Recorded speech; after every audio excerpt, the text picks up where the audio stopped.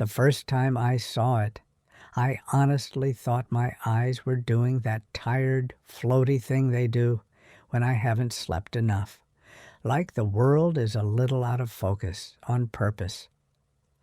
The guest room door was half open, and I could see the edge of the quilt I'd brought from my own house, the one with the faded blue squares hanging off the side of the bed, except it wasn't my bed anymore. It had been pushed down low like a dog couch, and on top of it, right in the dip where my hips had been the night before, was a tan Labrador sprawled out like he owned the whole place. My daughter, Marissa, stood behind me in the hallway with her coffee, and she said in that breezy voice people use when they want something to sound normal, "Oh, Mom, don't be dramatic. Winston sleeps better on a real bed." The air smelled like bacon grease and that citrus cleaner she loved, and I was standing there at 58 years old, in my own socks, in my own daughter's house, trying to understand why my throat felt tight like I'd swallowed a pebble. If you've ever had your place quietly reassigned in a home you used to help hold together, you probably know what I mean when I say it wasn't the dog that broke my heart. It was the way no one even looked up to check if I was okay. That was Monday morning. By Friday, every adult under that roof had an eviction letter with my name at the bottom. And yes, I signed them. I'll tell you how it got to that, because I didn't wake up one day as some cold-hearted mother plotting revenge. I woke up as the same woman I'd been for decades. Helpful, accommodating, always telling herself, just get through this week. It started with a phone call that came at the exact wrong time. It was early April, that muddy, in-between part of spring in Ontario, where the snow is finally gone but the wind still has teeth. I was in my kitchen, turning a little key I keep on a ribbon around my neck. Just an ordinary brass key that used to open the front door of the house I raised my kids in. I'd kept it even after I sold that house because it reminded me of who I was when my life was full of noise and purpose and the kind of tired you almost miss when you're older. I was using that key as a fidget, twisting it between my fingers while I waited for the kettle to boil, because my hands didn't know what to do since my husband died. His name was Paul, and it had been 3 years. Not fresh grief anymore, not the kind people bring casseroles for, but the quiet kind that sits in the corner with you while you fold towels. The phone rang.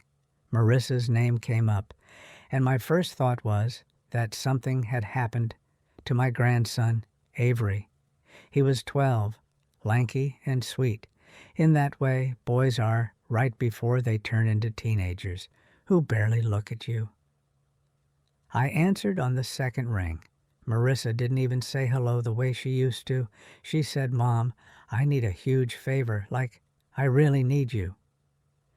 There was a pause where I could hear her shifting the phone, and faintly her husband, Troy, saying something I couldn't make out. Then Marissa said, "The landlord at your old place, the duplex, you know, the one I rent from you, he's selling. He wants everyone out, and we can't find anything affordable right now. Everything's insane, you know that." If you're in my age bracket, you've seen housing go from something people work for to something people fight for. And I understood the panic in her voice. What she didn't say out loud was the part that mattered. She wasn't talking about a landlord. I was the landlord. I owned the duplex. I'd bought it with Paul's life insurance money and a small pension payout, something I never thought I'd be doing at my age. I'd called it my late life insurance policy, my way of not being a burden to anyone. The duplex was a plain, beige two-story on a quiet street in a small city outside Toronto, and it had 2 units, an upstairs and a downstairs. I lived in the upstairs. The downstairs I rented out. 2 years ago, when Marissa and Troy were behind on rent and their credit was a mess from a bad business idea, I offered them the downstairs unit. Just until you catch your breath, I said. Family helps family. I told myself it would keep them stable, keep my grandson close, keep me from rattling around in my upstairs unit alone. I didn't draw up anything fancy. I used a standard lease, low rent, and a promise from Marissa that it would be temporary. Temporary is a word that can stretch longer than you think. On the phone, Marissa kept going. "We found this house in Maple Glen," she said, naming a suburb that was nicer than they'd ever lived. "It's not huge, Mom, just better for Avery's school, better neighborhood. Troy's boss's cousin is renting it, and he'll give us a deal, but we have to move fast, like this week. We can't do it without help." I set the kettle off the burner and felt that familiar pull in my chest, the need to make things okay. "What kind of help?" I asked, already knowing the answer wasn't going to be a ride. "We need a little money up front," she said, and then quickly, "and we need somewhere to stay while we do the move because it's all happening at once, and the new place isn't ready until Friday, and the movers can't do 2 trips, and Avery's got school, and Winston, the dog, a big Labrador they'd adopted after Marissa told me she felt lonely. I'd liked Winston fine, but he was like a third child in their house. I could hear him panting in the background, and I pictured the chaos already. "We can stay with you," Marissa said, as if she'd just solved the whole thing with one neat sentence. "Just for a few nights. You have the upstairs. It'll be fun, like old times." I looked around my small kitchen. The cupboards I'd painted myself after Paul died because I needed something to fix. The little calendar with my doctor appointments and choir practice at church. The key in my hand, warm from my skin. "Maybe you've done this too," said yes, because saying no felt like a kind of abandonment, even if you were the one abandoning yourself. "Okay," I heard myself say. "Come up, we'll figure it out." They arrived that afternoon like a storm. Troy backed his truck into my driveway and honked twice like it was his place. Marissa got out with Avery and Winston and 2 armloads of grocery bags that weren't groceries, so much as a jumble of their lives: phone chargers, sneakers, a half-empty bottle of shampoo, an Xbox controller. Avery gave me a quick hug that smelled like school hallways and that citrus body spray kids use now. "Hi, Nana," he said, and I felt my heart loosen just a little. Winston bounded in, nails clicking on my laminate floors, and immediately went for the living room rug like he owned it. "Mom, you still have that lamp," Marissa said, pointing at the floor lamp Paul had bought at a yard sale. "It's kind of vintage now." Troy didn't say hello right away. He walked through my living room, glanced at my bookshelf, my framed photo of Paul and me at Niagara Falls, and he said, "We'll just set up downstairs later. We're wiped." My upstairs unit had 2 bedrooms. The second one was technically a guest room, though it was really more of a memory room. I kept extra towels in the closet and Paul's old winter coat hanging on the back of the door because I couldn't bring myself to donate it. On the bed was the quilt my grandmother made, the one I'd slept under as a girl. I'd put it there because it made the room feel like it had a heartbeat. That afternoon, I opened the closet, moved the coat to make space, and I said, "You can take this room, Marissa. I'll sleep in my room, and Avery can have the pull-out sofa. Marissa wrinkled her nose like I'd offered her a camping trip. "Mom, no," she said. "Avery needs sleep. He has school. We'll take the sofa. You're older. You need your bed." I didn't like the way she said older, but I let it slide. I've been letting things slide for years. That first night, I cooked spaghetti because it was easy and familiar. Marissa sat at my small kitchen table, scrolling on her phone between bites, and Troy asked me about my finances in that casual way people do when they're pretending they're making conversation. "So the duplex is paid off, right?" he said, twirling noodles. "Must be nice." I felt my stomach tighten. "Mostly," I said carefully. "I still pay property taxes and insurance and maintenance." Yeah, Troy said, waving his fork. "But you're sitting pretty. No mortgage. That's huge." Marissa shot him a look that said, "Stop," but she didn't actually stop him. Avery ate quietly, and Winston sat under the table waiting for scraps. That night, after they went to sleep, I stood in my own hallway, in the dim light, turning the little brass key around my finger, and I had a sudden memory flash, one of those moments that comes at you like a smell. It was the scent of damp wool and coffee, and I was 26 again, standing in the doorway of the old house in my old neighborhood, holding Marissa on my hip, while Paul struggled with a used couch we'd bought from a classified ad. Marissa had tiny fingers gripping my shirt, and Paul laughed and said, "We're building something, Ro." He always called me Ro. I remember feeling exhausted and proud, the way you do when you don't have much, but you have each other. That memory lasted maybe 5 seconds, but it explained something important. I'd been building my whole life, and somehow, at 58, I was still the one carrying the couch. By the second day, my house didn't feel like mine. Troy took over the living room like a command center. His laptop was on my coffee table, his work calls loud and unfiltered. Marissa moved my decorative bowls to make room for snack bags. Avery's backpack was in my hallway, shoes everywhere. Winston shed on my couch, and when I gently suggested he stay off the furniture, Marissa said, "He's family too, Mom." I tried to smile.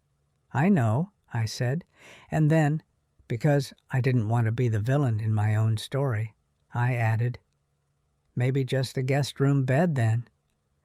That's how it happened. The guest room became Winston's room. It wasn't some grand announcement. It was a slow takeover. First, Marissa tossed one of Winston's toys on the bed. Then she folded the quilt back so he doesn't mess it up. Then she brought up his dog blanket, the one that smelled like corn chips and detergent, and laid it right on top of my grandmother's quilt. When I walked past and saw it, something inside me went quiet. Not angry yet, just quiet. And then Monday morning, I saw him there, belly up, paws twitching in a dream, and Marissa said the title line like it was nothing. "Winston sleeps better on a real bed." Troy leaned around the corner and said, "It's just for a few nights, Rose. Don't get all sensitive." There was a moment where I could have said something sharp, but I didn't. I swallowed it, because that's what I'd trained myself to do. Maybe you've swallowed your own feelings so many times you can't even taste them anymore. After that, the humiliations weren't dramatic, but they stacked up like dishes in a sink. I'd wake up and find my coffee mug, my favorite one with a little chip on the rim, used as a dog water cup. Marissa would shrug. "It's just a mug." I'd open the fridge and see my groceries pushed to the back, their sparkling water lined up in front like soldiers. I'd come home from my part-time job at the library. Yes, I still worked, because I liked having my own money and my own place to go. And Troy would be in my recliner, feet up, remote in hand, not even pausing his show to say hi. One night, I walked into my own bathroom and found Troy's razor on my sink and Marissa's makeup bag spread across my counter. My hairbrush was shoved into a drawer like it didn't matter. I stood there in my socks, looking at my own reflection, and I felt invisible. Not old, invisible. And the scariest part was how quickly I started adjusting. I started tiptoeing around my own space. I started saying sorry when I needed to get into my own fridge. That's when I knew something was wrong, not with them, but with the way I'd trained myself to accept it. On Tuesday, Troy asked me to sign something. He waited until Marissa was in the shower and Avery was at school. He came into the kitchen with a folder and set it down like he was offering me a gift. "We're just trying to get everything lined up," he said, "so we don't have to keep bouncing around. It's stressful. You understand?" I looked at the papers. They were printouts, not official forms, but they had lines and boxes and words like agreement and authorized. "What is this?" I asked. Troy smiled, the kind of smile that doesn't reach the eyes. "It's just something for the rental situation. Since you own the duplex, it'll look better if we can show we have stability. Landlords like stability." My stomach tightened again. "Why does it need my signature?" I asked. Troy leaned on my counter like he belonged there. "Because your name's on the property, Rose. It's just a formality." He slid a pen toward me. I picked up the pen, turned it between my fingers, and looked at the lines. Something in me, maybe the part that still had Paul's voice in it, said, "Don't sign what you don't understand." I set the pen down. "I'll look at it later," I said. Troy's smile dropped. "It's not complicated," he said, and his tone sharpened. "We don't have time for you to overthink." Overthink. That word hit me like a slap. "I'm not signing anything right now," I said, quietly but clearly. Troy's jaw tightened. "Marissa said you'd help," he said. "She said you were supportive." He walked out of the kitchen like I'd disappointed him personally. After he left, I stood there with my hands on the counter, staring at the pen. I reached for my brass key on its ribbon and rubbed my thumb over the worn teeth. That key wasn't just metal. It was a reminder. I used to be the woman with the keys, not the woman waiting for permission. That night, I didn't sleep. I lay in my bed, my actual bed, the only one still mine, and listened to the muffled sounds downstairs, the laughter, the TV, the dog's nails clicking on the floor. I replayed every little comment, every dismissive, "Mom, you're being dramatic," every "it's just a few nights." I thought about how Marissa used to crawl into my bed as a child when she had nightmares, her little body warm against mine, trusting me completely. That brought another memory flash, sharp and brief, triggered by the sound of the dishwasher running downstairs, a sound that always makes me think of late nights. I was 34. Paul was working overtime at the plant, and I was in the kitchen alone, washing dishes by hand because our dishwasher had broken. Marissa and her little brother, Caleb, were asleep. I remember staring at my hands in the soapy water, red and cracked, and thinking, this is what love looks like. Not romance, not grand gestures, just doing what needs to be done. And I remember promising myself that when my kids were grown, I'd finally rest. It's funny, isn't it, how rest becomes something you have to fight for. By Wednesday morning, the dog bed situation had become a joke in their house. Avery came home from school and said, "Mom told my friends Winston has Nana's bed upstairs." He said it like it was funny, like it was a harmless story to tell. I laughed too, because I didn't want to be the embarrassing grandmother who can't take a joke. But inside, something shifted, because it wasn't just a bed. It was the way my comfort had become optional. That afternoon, my neighbor, Deanna, knocked on my door. Deanna was in her late 40s, a single mom with grown kids, the kind of woman who always had her hair pulled back and her eyes open wide like she was watching everything. She held a casserole dish and said, "I saw the moving truck. You got company?" I invited her in, embarrassed by the clutter and the noise. Winston barked. Troy shouted, "Quiet!" from downstairs, and Deanna's eyebrows lifted.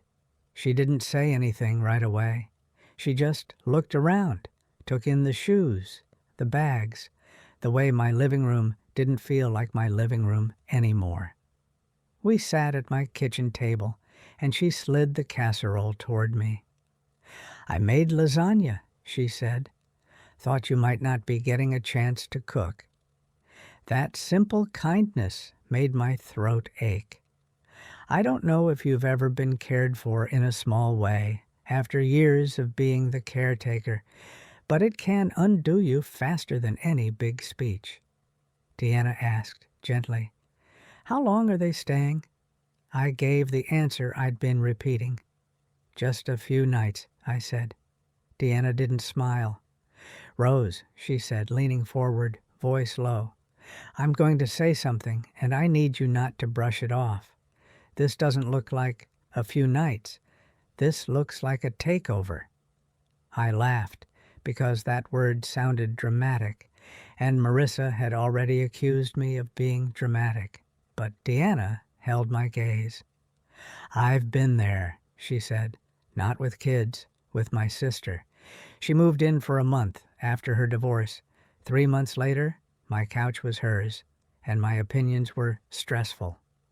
People don't always mean to do it, but they do it, and the longer you let it go, the harder it is to get your house back." I looked down at my hands. My brass key lay on the table between us, the ribbon draped like a little tail. Deanna tapped it lightly with her finger. "You own this place, right?" she asked. "Yes," I said. "Then you're not a guest in your own life," she said. "And if anyone tells you you're acting crazy for wanting basic respect, that's a trick. Don't fall for it." Her words landed somewhere deep, not as a command, but as permission. After she left, I went upstairs and stood in the guest room doorway again. Winston lifted his head, tail thumping, eyes sleepy and content. The quilt was shoved into a corner, half folded like an afterthought. I didn't hate the dog. I hated what he represented. How easy it was for them to replace my comfort with something else and not feel anything about it. I reached into the corner, pulled the quilt out, and shook it gently, trying to get dog hair off without making a scene. The fabric smelled faintly of lavender from the sachet I kept in the closet, mixed now with dog. My grandmother's stitching, my family history, all tangled up with this new reality. I folded it carefully and carried it to my room. That night, I sat at my kitchen table with a stack of papers. Not a dramatic pile, just the ordinary things life leaves you. Lease copies, property tax notices, insurance statements, emails printed from my account, and a notebook page where I'd scribbled dates, when Marissa moved in downstairs, when she paid late, when she paid nothing, when I covered utilities just for this month. I didn't need fancy categories. I just made 2 piles, what I'd promised and what had actually happened. Maybe you've done that too in some way, quietly tallying reality when you can't ignore it anymore. The numbers weren't shocking because I already knew. But seeing them in black and white did something to my brain. It removed the fog. I had reduced their rent. I had covered their hydro bill twice. I had let them store things in my garage. I had given Marissa money for Avery's braces, and in return, I had a dog sleeping on my guest bed and a son-in-law telling me not to overthink.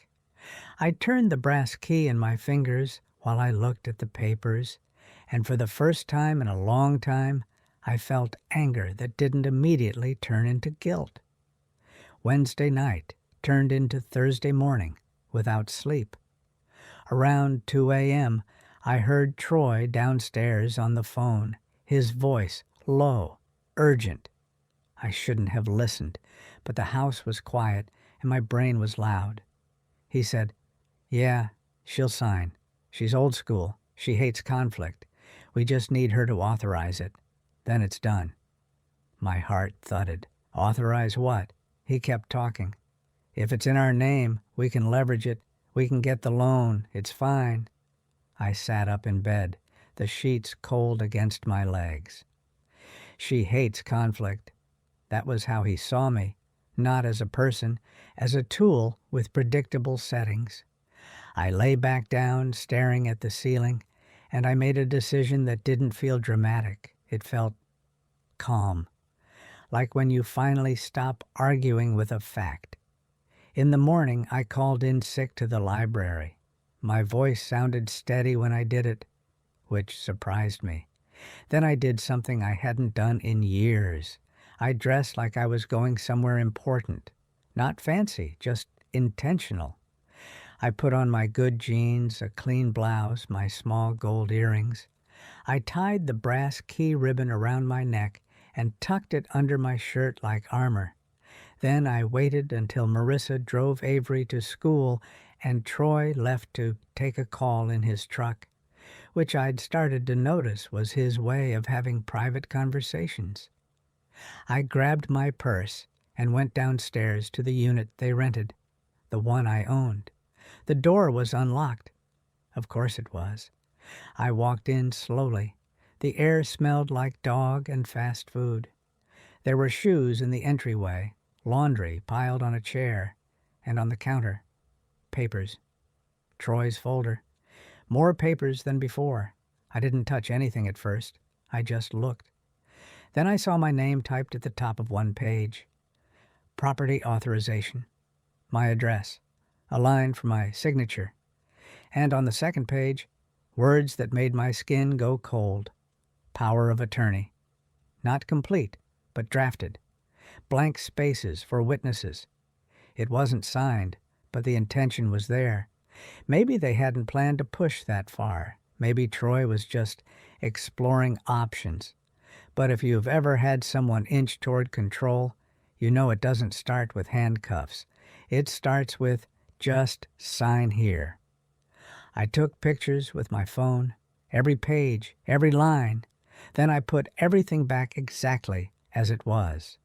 I walked back upstairs, hands shaking only slightly. I sat at my kitchen table and took a breath. Then I called a number I'd saved months ago and never used, the property management office that handled rentals for several duplex owners in my area. I'd met the owner, a woman named Lila, at a community meeting about rising taxes. She'd given me her card and said, "If you ever want someone else to handle tenant communication, call me." I'd smiled and thought, I can handle my own life. That morning, I called her. "I need help," I said. Lila listened without interrupting while I explained in careful, factual sentences that my tenants were family, that they were staying upstairs temporarily, that I believed they were attempting to pressure me into signing documents related to the property. I didn't cry. I just told the truth. Lila said, "Okay," in that firm, professional voice that makes you feel safe. Here's what we can do. If you want them out of the rental unit, we can start the proper process. If they're in breach of lease, if they're behind on rent, if they're causing issues, we can document it. But you have to be clear, Rose. Do you want them to move out? I stared at the brass key on the table. I thought about my promise to myself years ago that I would rest. I thought about Winston on my bed. I thought about Troy saying, "I hate conflict." "Yes," I said, and my voice didn't crack. "I want them out." There was a silence where I expected guilt to flood in. It didn't. Lila said, "All right, we'll do it correctly. You'll sign the notice. It will be legal, and it will be served the right way."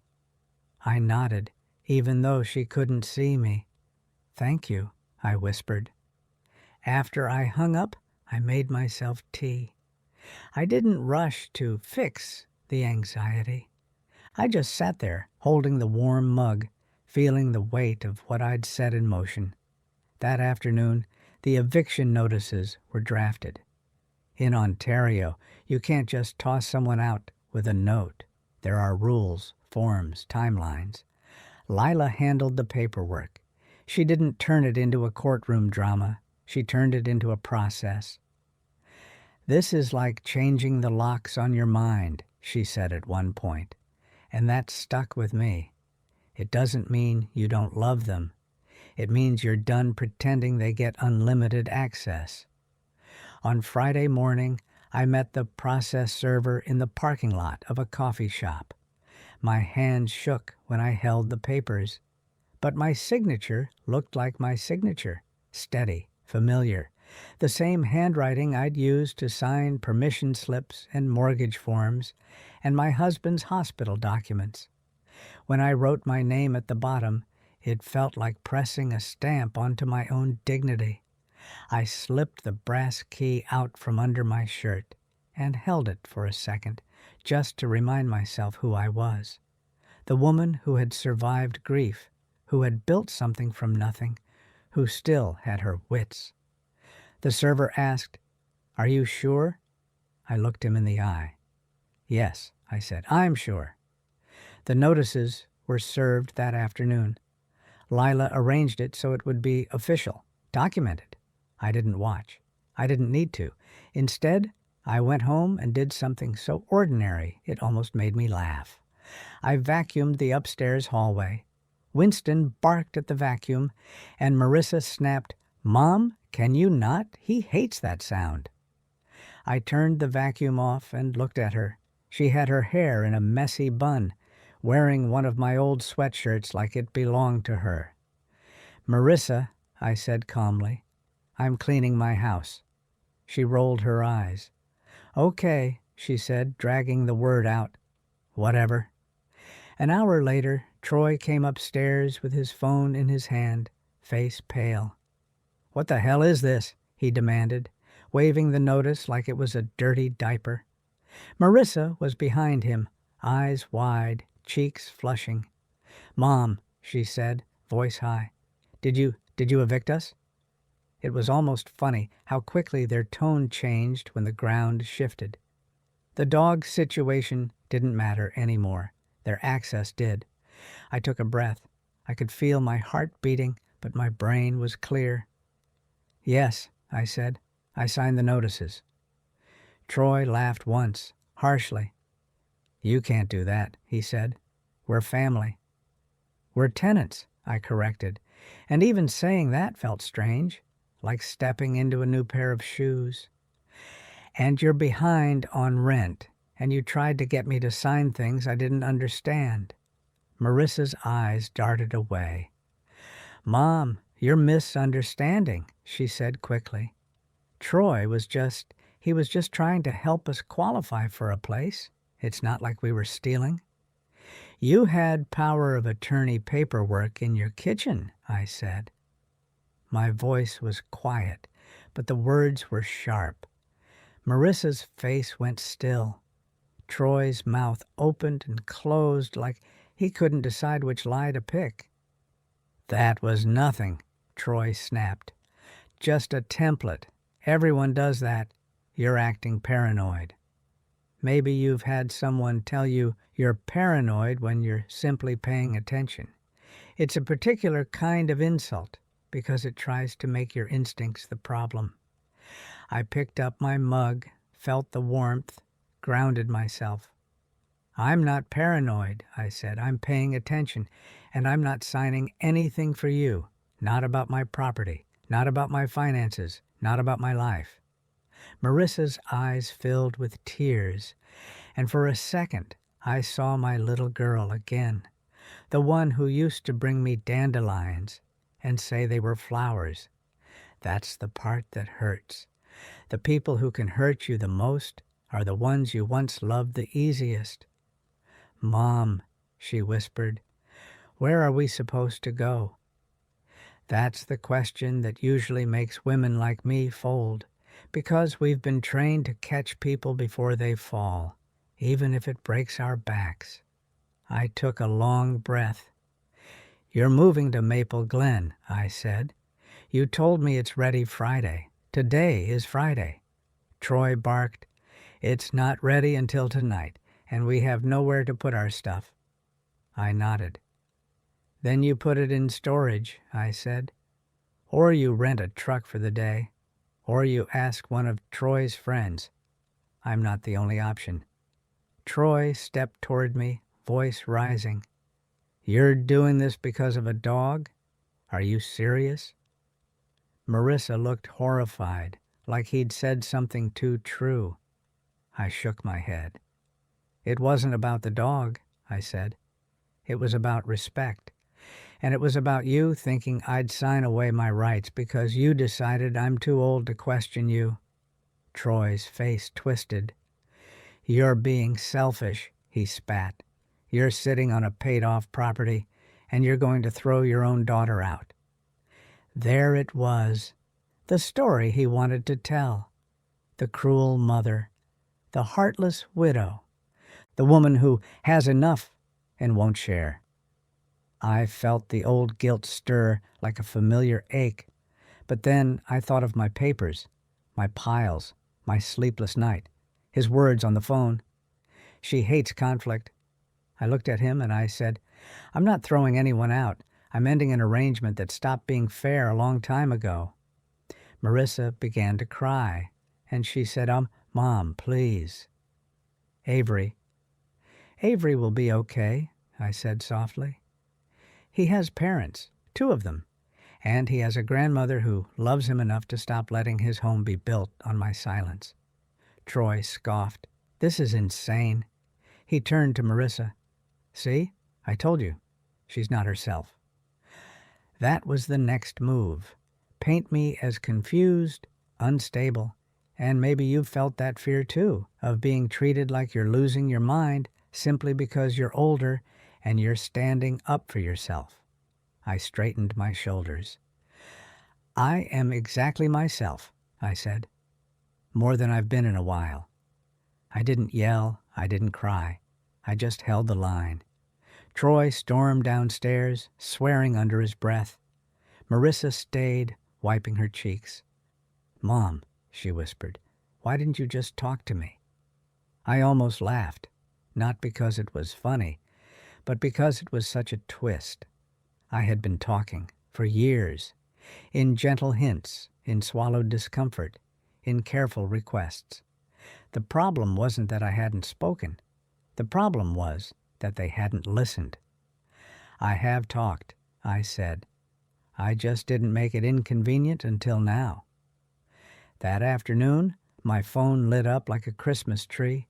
Calls from Marissa, texts from Troy, a message in the family group chat that Caleb had started years ago and barely used. "Mom, what's going on?" I didn't answer right away. I set my phone face down on the table and traced the edge of the brass key under my shirt, feeling the ridges. I made myself another cup of tea. I watched the wind move through the bare branches outside my kitchen window. It felt like a storm had finally hit, but inside me there was a strange quiet. like when you've been bracing for a crash, and then it happens and you realize you're still standing. That evening, Avery came home from school and found boxes stacked in the hallway. He looked at me with confusion. "Nana," he said, "are we leaving?" His voice cracked on the last word, and that almost undid me. I knelt down, because my knees aren't what they used to be, but I did it anyway. "Avery," I said gently, "your mom and Troy are moving into their new house sooner than they thought." He frowned. "But Mom said we were staying here all week," he said. "And Winston has your bed." He tried to smile like it was still a joke. I swallowed. "I know," I said, "and I'm sorry you got caught in the middle of grown-up problems." He looked down at his shoes. "Did I do something?" he asked. And if you're a mother or a grandmother, you know that question hits like a knife. "No," I said quickly. "No, sweetheart. You did nothing wrong. This is about adults making choices." He nodded slowly, not fully understanding, but accepting my tone. Then he said quietly, "Can I still come over?" My throat tightened. "Yes," I said. "You can always come over when it's planned and respectful. I love you. That's not changing." He leaned into me for a hug, and I smelled his shampoo and school hallway again, and I promised myself I would protect that relationship without sacrificing myself. That night, after they left, after the last box was dragged down the stairs and Winston barked and Troy slammed the truck door, the upstairs unit was eerily quiet.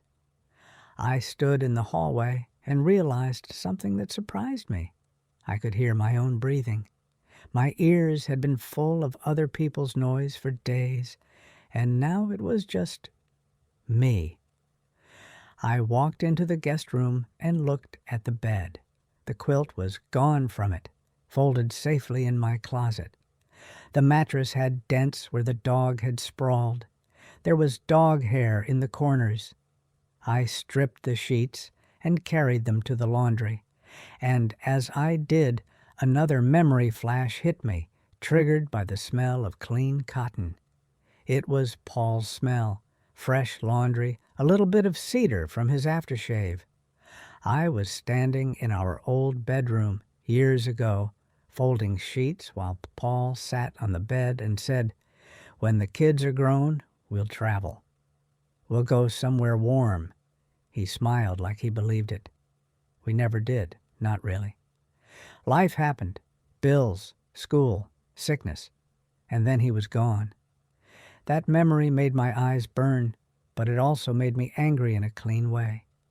Paul didn't work himself to the bone so his widow could be treated like a doormat in her own home. On Saturday morning, Caleb came over. Caleb was my younger child, now 31, living 2 towns over with his girlfriend. He stood on my porch with his hands in his jacket pockets, looking uncomfortable.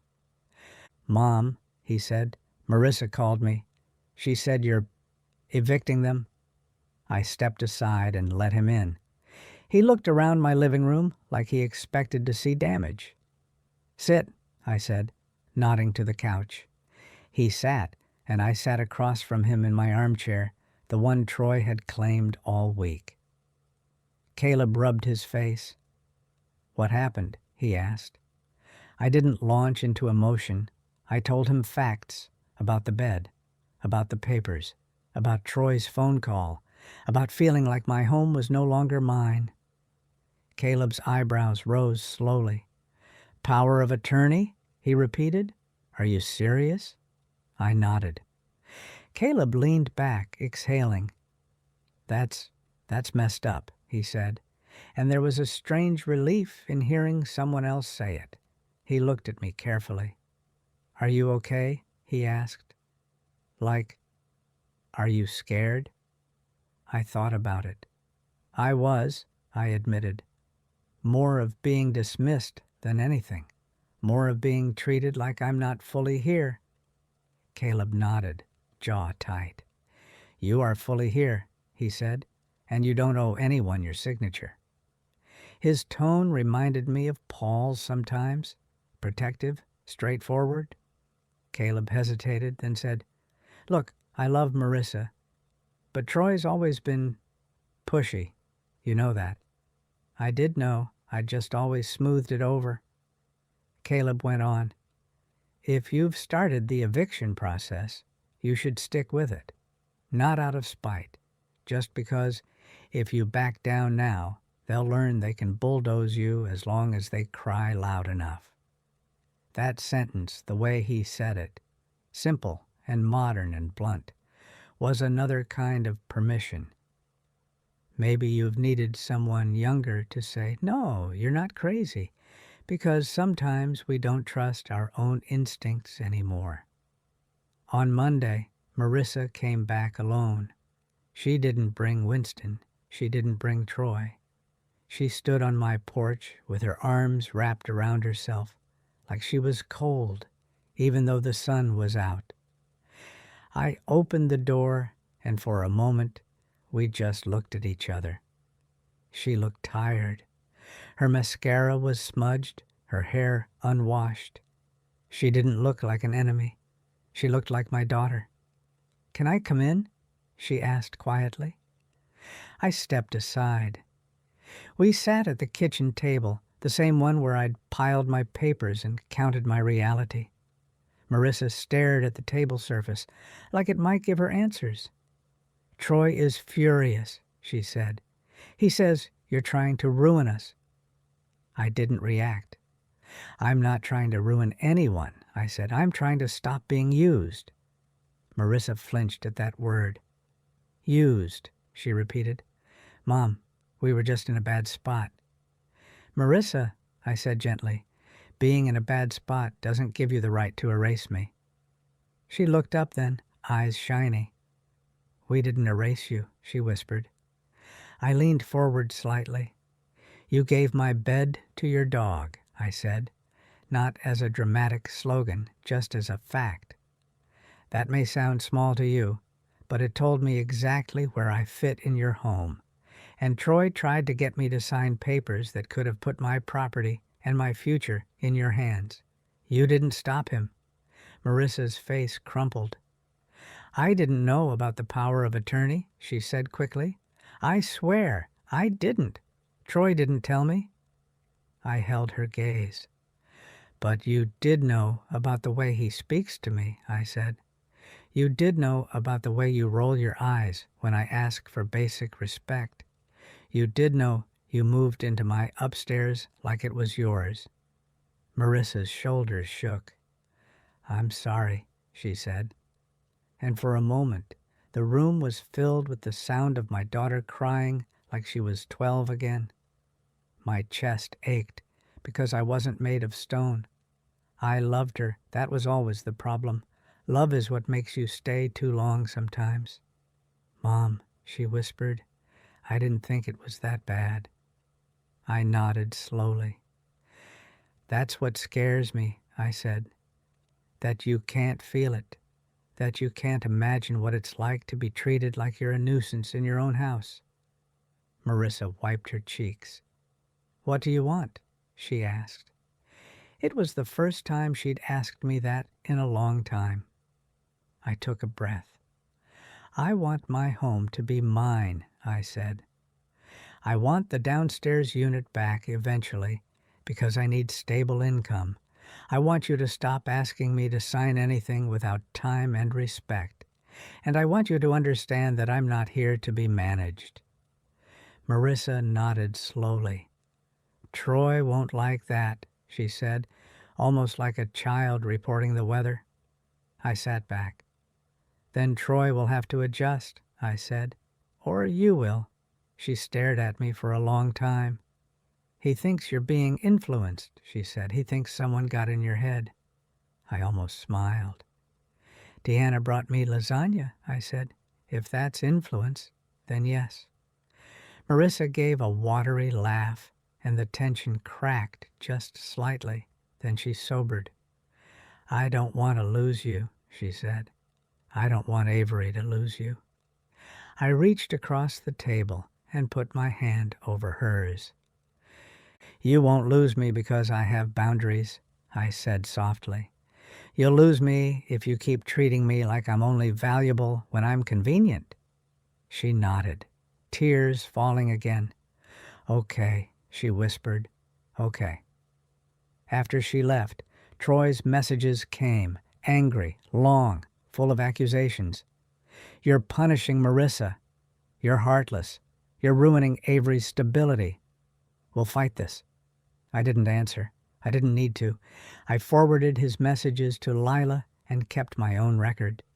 I started locking my upstairs door at night, not because I was afraid of violence, but because I needed the ritual of a boundary. I held my brass key in my hand each time I turned the lock, feeling the simple truth. The door works both ways. Over the next few weeks, the eviction process moved forward as it should. Marissa and Troy were already in Maple Glen, so it wasn't like I was throwing them into the street. What the notice really did was cut off their ability to keep the downstairs unit as a safety net and storage closet and bargaining chip. They had to make adult choices without my property quietly propping them up. Troy tried to guilt me through other people. He called Caleb. He called my sister, Diane, who lived in Alberta and loved to play mediator from a distance. Diane called me and said, Rose, are you sure you want to blow up your family over something like this? I held my phone in one hand and the brass key in the other. Diane, I said, I'm not blowing up my family. I'm cleaning up my life. Diane huffed. Well, people will talk, she warned. At church, in the neighborhood. I looked out my window at Deanna, waving as she watered her plants. Let them talk, I said quietly. I've been quiet long enough. That was another power shift. Not the paperwork, but the way I stopped caring about being seen as nice more than being safe. One Saturday, I saw Troy at the grocery store. He was in the cereal aisle, pushing a cart like a man on a mission. He saw me, and his face hardened. He walked toward me, and for a second I felt that old flutter of fear, the instinct to smooth, to apologize, to make it easier. But then I touched the brass key under my shirt and remembered that night I heard him say, She hates conflict. I met his eyes. Rose, he said sharply, are you proud of yourself? People around us pretended not to listen, the way strangers do when they want drama but don't want responsibility. I kept my voice steady. I'm not proud, I said. I'm clear. Troy scoffed. You've always been dramatic, he said, always making everything about your feelings. I nodded once. My feelings are not the problem, I said. Your entitlement is. He opened his mouth like he was going to lash out, then seemed to remember we were in public. He leaned in and hissed, You'll regret this when you're alone. That line used to terrify me. The threat of loneliness, like it was a punishment reserved for women who stop giving. I looked at him and said, I'd rather be alone than be controlled. Then I turned my cart and walked away. My hand shook when I reached the checkout, but it wasn't the shaky feeling of defeat. It was adrenaline from doing something new, walking away without begging to be understood. The eviction timeline ended with the downstairs unit being officially vacated. They dragged out the last of their boxes, a few broken pieces of furniture, some dog toys. They didn't clean well. There was dust and scuffs, and a smell that took days to air out. But when I stood in that empty unit, sunlight coming through the blinds onto bare floors, I felt something I hadn't felt in a long time. Possibility. I repainted the walls myself, listening to old radio shows while I worked. I fixed a loose cabinet hinge. I scrubbed the sink until it shone. Each small task felt like reclaiming a piece of myself. The brass key became part of that routine. I used it to open the unit each morning, turning it in the lock with a deliberate click, like punctuating a sentence. This place is mine. My life is mine. That summer, I rented the downstairs to a young nurse named Talia, who worked night shifts at the hospital. She was polite, paid on time, and she treated me like a person, not a resource. When she signed the lease, she looked at me and said, "Thank you for being fair." I almost cried at that. Fair, such a simple word, and yet it felt like water after a drought. Marissa and I didn't snap back into closeness overnight. There were quiet weeks. There were stiff text messages about Avery's soccer games. There was one birthday where she sent a card but didn't call. And I'd be lying if I said that didn't hurt. But the hurt was different now. It wasn't mixed with desperation. It was just sadness, clean and honest. And slowly, things shifted. One afternoon in August, Avery came over on his bike. He knocked, sweaty and grinning, and said, "Mom said I could come for a bit." He stepped into my kitchen and looked around like he was checking the atmosphere. "Is Winston here?" he asked. I smiled. "No," I said. "Winston stays at their house." Avery nodded, relieved. He sat at the table and said, "Nana, can I have cookies?" I laughed. "Yes," I said, "you can have cookies." We ate cookies and watched a baseball game on TV, and it felt like something normal returning in a healthier shape. Later, while Avery was in the bathroom, I heard my phone buzz, a message from Marissa. "Thank you for having him. I know things have been hard." "I'm trying." I stared at the message for a long time. Then I typed back, "I love you. I'm here, but I need respect." She replied with a single word, "Understood." That was more progress than any dramatic apology. In September, Marissa asked to meet for coffee without Troy. We sat in a small cafe that smelled like cinnamon and burnt espresso, and she looked at me across the table with tired eyes. "Troy and I are in counseling," she said quietly. I blinked. "Really?" I asked. She nodded. He doesn't like it," she admitted. "But he also doesn't like that I'm not speaking to him when he talks about you like you're some obstacle." My throat tightened. "Marissa," I said softly. "Thank you." She looked down at her hands. "I didn't realize how much I was letting him steer," she said. "And I didn't realize how much I was taking you for granted." I didn't jump in with forgiveness like a reflex. I let the silence sit. Maybe you've learned, too, that forgiveness without change is just another kind of self-abandonment. Marissa took a shaky breath. "When you evicted us," she said, "I was so angry. I thought you were punishing me. But then I kept thinking about that bed thing." She looked up, eyes glossy. "It sounds so stupid when I say it out loud, but it wasn't stupid, was it?" I shook my head. "No," I said. "It wasn't." Marissa nodded slowly. "I think I was testing how far I could go," she admitted, voice small. "Not on purpose, just because I knew you'd let me."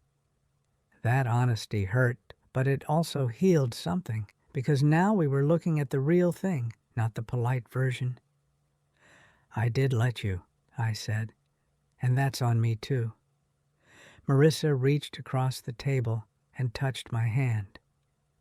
"I don't want you to have to let me," she whispered. "I want you to choose." I felt my eyes burn. I squeezed her hand once. "That's the difference," I said. "Choice." By the time winter came again, my house felt like mine in a way it hadn't in years.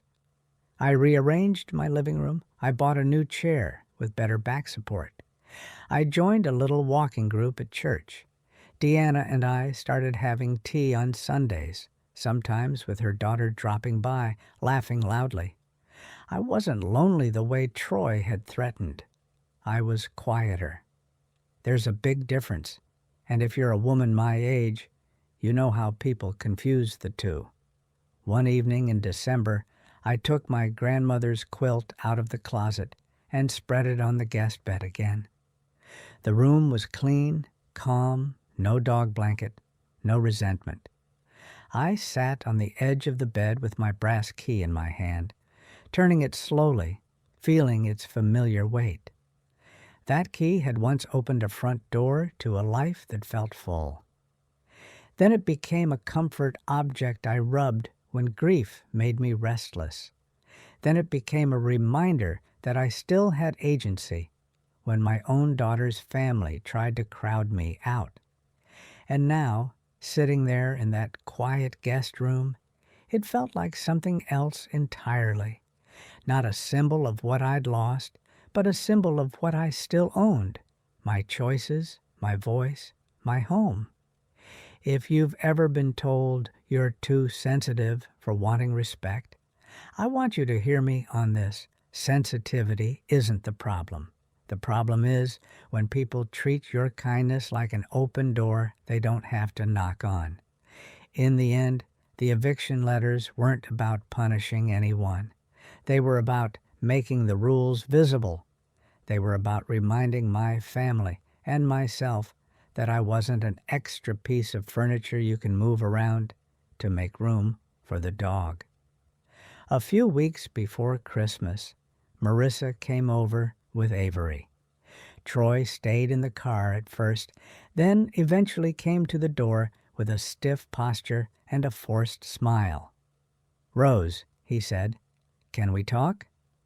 I nodded and stepped onto the porch with him, leaving the door slightly open behind me so I could still hear Avery laughing inside.